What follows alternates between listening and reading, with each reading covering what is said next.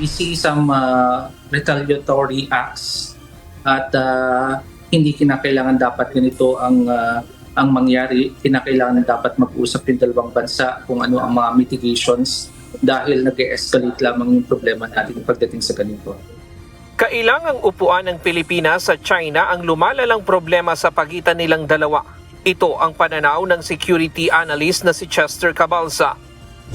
Tinawag niyang retaliatory action o pagkilos bilang ganti ang pagkakahuli ng China sa 3 Pilipino na umano'y nag-eespiya sa pamamagitan ng pagkuha ng mahahalagang impormasyon. Nakita natin na ang China ay gumagawa rin ng kanilang action, no? Ganun din yung ginagawa nila dun sa West Philippine Sea. Kung ano yung mga estratehiya na pinapakita natin sa kanila, yun din yung ginagawa nila sa atin. Sunod-sunod ang pagkakahuli ngayong taon sa mga umano'y Chinese spies sa bansa. Hindi bababa sa 10 na ang naaaresto, kabilang ang umano'y nangangalap ng masiselang impormasyon sa mahahalagang infrastruktura sa bansa. Nahulihan ang mga ito ng mga gamit pang espiya at naglalagay ng mga high-end closed-circuit television camera gaya sa mga pantalan sa Palawan. Sa opisyal na pahayag ng Department of Foreign Affairs, na ipaalam na sa kanila ang ulat tungkol sa 3 Pinoy na nahuli sa China. Sabi ng DFA, pangunahing prioridad ng pamahalaan ay ang kapakanan at karapatan ng mga ito. Ayon sa DFA, ibinibigay na sa mga ito ang kaukulang tulong sa pamamagitan ng Consulate General sa Guangzhou na gaya ng suportang legal.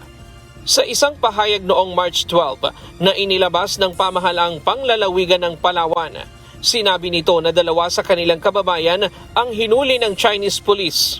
Dati silang mga scholar sa Hainan Government Scholarship Program sa China sa pamamagitan ng Sisterhood Agreement ng Hainan Province at Palawan. Pero bumalik ang mga ito sa China para magtrabaho. Pebrero ngayong taon, kinumpirma sa kanila ng Consulate General na isa pang dating scholar ang nasa kustudiya ng pulis sa China. Sabi ni Cabalsa, posibleng tugon ito ng China sa nagbabagong security landscape. Yung upcoming balikatan exercises, ang kanilang tema ngayon ay full battle test. Ibig sabihin ay lahat ng domains ay gagamitin nila, no? I-test nila ngayon yung mga estratehiya, doktrina nila, kasama dyan yung cyber, no? 5 yung domains ng military, yung air, land, water, space, and cyber. At dahil yun ang gustong i-rehearse ng ating armed forces at alam din natin na nagbago rin yung security landscape pagdating sa pagtugon sa digmaan, kung saan ay sinasama na nila ngayon yung cognitive warfare, cyber security, ay maaari ito rin yung response ng China.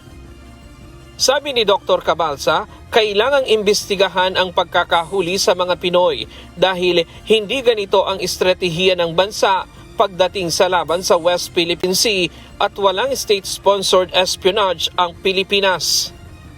It needs further investigation dahil para sa akin hindi state-sponsored ang ating espionage.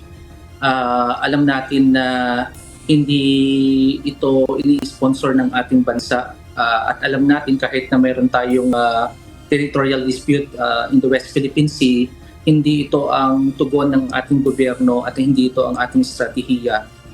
Gayunman, pinag-iingat nito ang mga Pilipino na nasa China. Pinapayo natin sa mga kababayan natin na nasa China ay magdoble ingat sila dahil alam natin na tumataas yung tensyon pagdating sa hidwaan ng China at ng Pilipinas. Maaring nadadamay sila dito sa hidwaan na ito, pero meron tayong mga mechanisms, no, kung paano natin sila maproproteksyonan at nandoon ang ating embahada para tulungan sila. Ryan Lacanlale, UNTV News and Rescue.